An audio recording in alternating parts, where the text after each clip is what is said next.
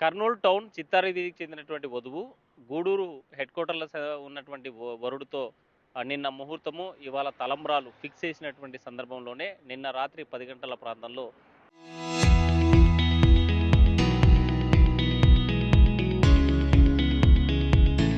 చిత్తార వీధి నుండి వధువుతో పాటు వధువుకు సంబంధించినటువంటి కుటుంబ సభ్యులు, బంధుమిత్రులంతా కలిసి ఆ వివాహానికి అంటే ఇవాళ జరిగేటువంటి 8 గంటల 45 నిమిషాల వివాహ వేడుకలకి తలంబ్రాలు వేసుకునేటువంటి సమయం, తాళి కట్టేటువంటి సమయానికి చేరుకోవాలనేటువంటి ఉద్దేశంతో బయలుదేరినటువంటి వాహనము కనీసం 15 నిమిషాలు టౌన్ దాటి 10 నిమిషాల ముందుకు రాగానే పెద్దపాడు మా దగ్గర ఉన్నటువంటి మలుపులో మృత్యు మలుపులో ప్రమాదం చోటు చేసుకున్నటువంటి పరిస్థితి ఉంది. మనం ప్రస్తుతం ఆ ప్రాంతంలోనే ఉన్నాం. ఇది పెద్దపాడు గ్రామానికి సంబంధించినటువంటి హైవే రోడ్డు.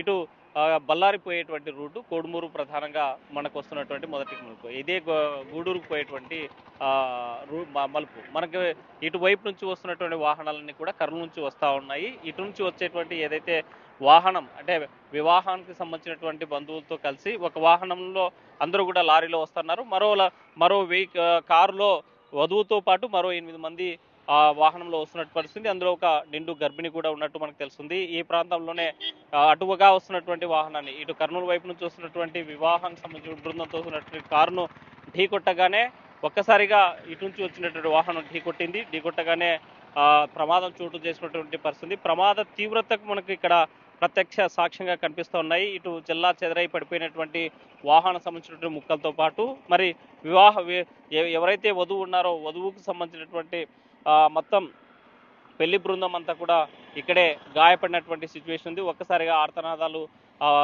అటు ప్రైవేటు హాస్పిటల్లోనూ ఇటు ప్రభుత్వ హాస్పిటల్లోనూ మనం చూసినటువంటి పరిస్థితి నిన్న చూసాం. అయితే ఆ ప్రమాద ఘటన ఎలా ఉంది అనే సిచ్యువేషన్ స్పష్టంగా కనిపిస్తుంది. ఈ మలుపులోనే గతంలో కూడా అనేక ప్రమాదాలు జరిగాయి. ఒక ప్రమాదంలో 12 మంది, మరో ప్రమాదంలో సుమారు 15 మంది మృత్యువాత పడినట్లు మనకు తెలుస్తున్నటువంటి అంశము. దీంతో పాటు ఇటు చూసినట్లయితే వాహనానికి సంబంధించినటువంటి వాహనం ఏదైతే ఉందో కారుకు సంబంధించి మనం ఈ వధువుకు సంబంధించినటువంటి చెప్పులు కూడా చెల్లా చెదురుగా పడిపోయి ఉన్నటువంటి పరిస్థితి ఉంది. ఇక్కడ స్పష్టంగా ఈ వధువుకు సంబంధించిన ఎడమకాలి చెప్పు మనకి చెల్లా చెదురుగా పడి ఉన్నటువంటి పరిస్థితి ఉంది. అయితే వాహనం సంబంధించిన ఎంత తీవ్ర స్థాయిలో ఢీకొట్టడంతో జరిగినటువంటి ప్రమాదంలో నుజ్జు అయినటువంటి పరిస్థితి.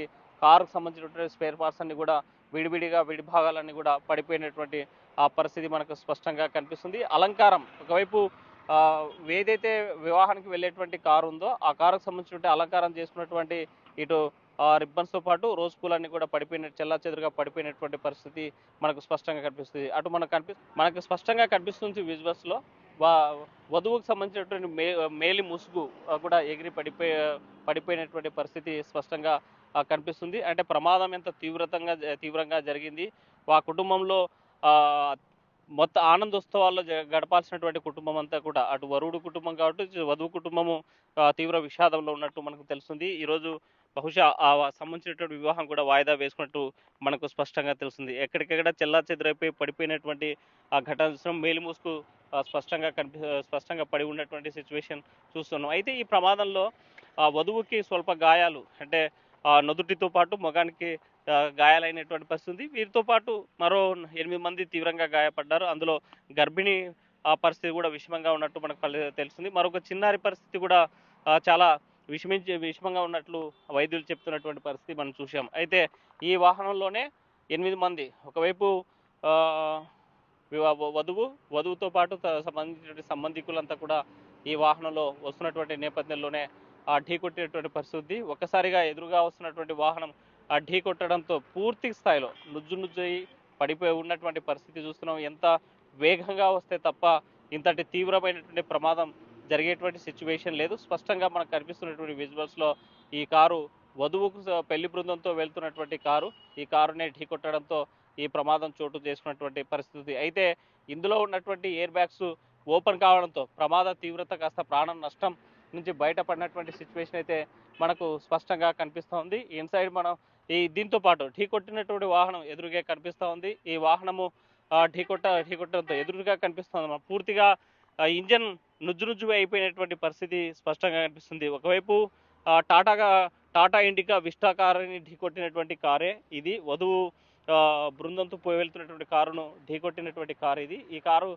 ఢీకొట్టడంతో ఒకసారిగా పూర్తి ప్రమాదం జరిగినటువంటి పరిస్థితి స్పష్టంగా కనిపిస్తుంది. ఇందులో కూడా స్పష్టంగా మనకి ఇక్కడ కనిపిస్తున్నాయి ఎయిర్ బ్యాగ్స్. ఎప్పుడైతే ప్రమాదం జరిగిందో ప్రమాదం జరిగిన వెంటనే ఎయిర్ బ్యాగ్స్ కూడా ఓపెన్ అయినటువంటి సిచ్యువేషన్ లోపల మనకి స్పష్టంగా కనిపిస్తున్నటువంటి అంశం అయితే కనిపిస్తుంది. ప్రమాదం ఎంత తీవ్రంగా జరిగింది అని చెప్పడానికి ప్రత్యక్షంగా చూసిన వాళ్ళంతా కూడా ఆర్టీతో ఎక్స్క్లూజివ్గా మాట్లాడడం జరిగింది.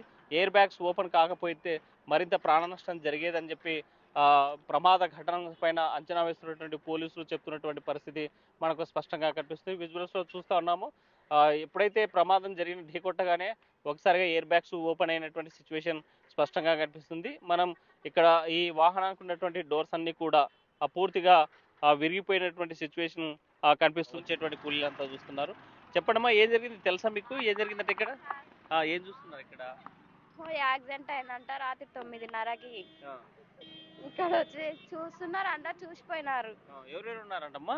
తెలియదు సార్, నాకేం తెలియదు. ఎందుకు ఈ స్పాట్ లోనే ఎక్కువ ప్రమాదాలు జరుగుతున్నాయి? గతంలో కూడా జరిగాయి ఇక్కడ? తెలియదు సార్, నాకు కొత్తగా సార్. అది దిమ్మే అడ్డం ఉంది సార్, దాని నుంచి ప్రాబ్లం. అక్కడ నుంచి స్పీడ్ వస్తుంటాయి, అదే ప్రాబ్లం. అంటే గతంలో ఇట్లా యాక్సిడెంట్స్ ఏమైనా జరిగాయమ్మా ఇక్కడ? జరిగినాయి సార్, దాన్ని జరిగినాయి. లేస్తుంటారు, పోతుంటారు, బైకులు గుద్దుకొని అట్లా చేస్తుంటారు సార్. అంటే ఎందుకు ప్రతిసారి ఇన్ని జరుగుతుంటాయి? ఇంకా ప్రతిసారి అంటాగా అక్కడ నుంచి స్పీడ్ వస్తాయి, ఇక్కడ నుంచి వస్తాయి, ఎదురు మదుడయ్యి గుద్దుకైనాయి అట్లా. అంటే ఇంతకుముందు ఇక్కడ జరిగిన ప్రమాదాల్లో సుమారు ఒక 12 మంది ఒకసారి, 19 మంది ఒకసారి పోయారంట, నిజమేనది? అదేమో సార్, మేము చిన్నగా ఉన్నప్పుడు పోయినారో ఏమో తెలియదు ఇంకా మాకి.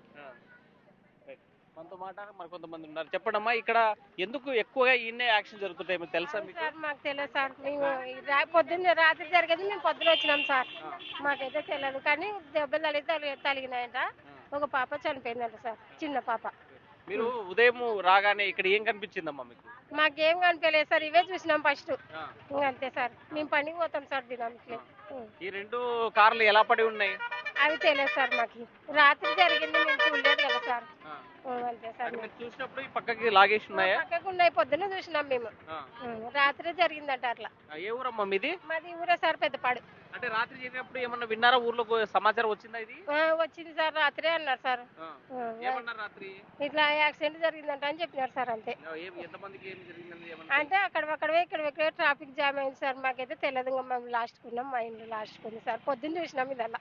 ఎందుకోసం అని ఎప్పుడు ఈ మలుపులో జరుగుతుంటాయి? ఏమో చూసారు, అక్కడ నుండి స్పీడ్ వస్తాయి, సడన్ లో వస్తాయి సార్, ఇంకా సడన్ లో వస్తాయి, ఇంకా గుద్దుకుంటారు. ఇంకా మనం చూస్తున్నాము ఇటు కర్నూలు నుంచి వచ్చేటువంటి వాహనాలన్నీ కూడా స్పీడ్గా వస్తుంటారు. ఈ ముందుకే ఉన్నటువంటి ఒక 1/2 కిలోమీటర్ ముందుకే మరో మలుపు ఉంది. ఆ మలుపు దాటగానే ఇంకో మలుపు ఇటు మన కోడుమూరు పోయేటువంటి రూటు చూపించేటువంటి మలుపు. అటు సైడ్ నుంచి మనం వస్తున్నటువంటి వాహనాలు, కోడుమూరు నుంచి వచ్చినటువంటి వాహనాలు పూర్తిగా ముళ్ళ పొదల్లో నుంచి రోడ్డు ఒకసారిగా టర్న్ అవుతున్నటువంటి సిచ్యువేషన్ ఉంది.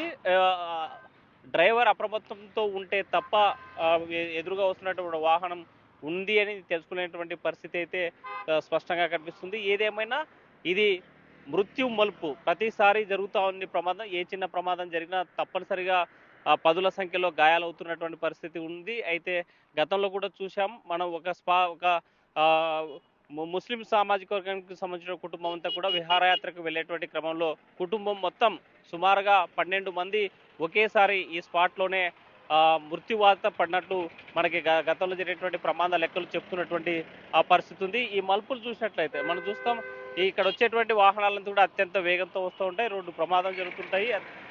జరిగేటువంటి సిచ్యువేషన్ అయితే కనిపిస్తుంది, మనకు స్పష్టంగా కనిపిస్తుంది. 2 వాహనాలు క్రాస్ కావాలంటే కూడా ఒకవైపు వచ్చేటువంటి వాహనం పూర్తిగా స్లో డౌన్ అవుతే తప్ప ముందుకు వెళ్ళినటువంటి పరిస్థితి అయితే కనిపిస్తుంది. ఆ మలుపే చూడండి, మనం చూస్తున్నాం కోడుమూరు నుంచి వచ్చేటువంటి వాహనం అటు సైడ్ నుంచి వస్తుంది, ఇటు కర్నూలు నుంచి వెళ్ళేటువంటి వాహనాలు వెళ్తున్నటువంటి పరిస్థితి. అయితే ప్రమాదకరంగా ఉన్నటువంటి పరిస్థితి. కనీసం హెచ్చరిక బోర్డులు ఇక్కడ కేవలం మలుపు ఉంది అన్నట్టు ఒక చిన్న ఐకాన్ అయితే పెట్టారు, కానీ ఇక్కడ జాగ్రత్తగా వెళ్ళాలి అని చెప్పేసి కనీసం హెచ్చరిక బోర్డు కూడా పెట్టినటువంటి పరిస్థితి హైవే వాళ్ళది మనకి కనిపిస్తూ ఉంది. సో మొత్తంగా చూసుకుంటే మాత్రం ఈ ప్రమాదం దూపాడు ఇటు పెద్దపాడు దగ్గర జరిగినటువంటి ప్రమాదంలో నిన్న వివాహానికి వెళ్ళేటువంటి క్రమంలో ఇంకా మరికొన్ని గంటల్లో తాళి కట్టబోతున్నారు, మరి వివాహం జరగబోతుంది.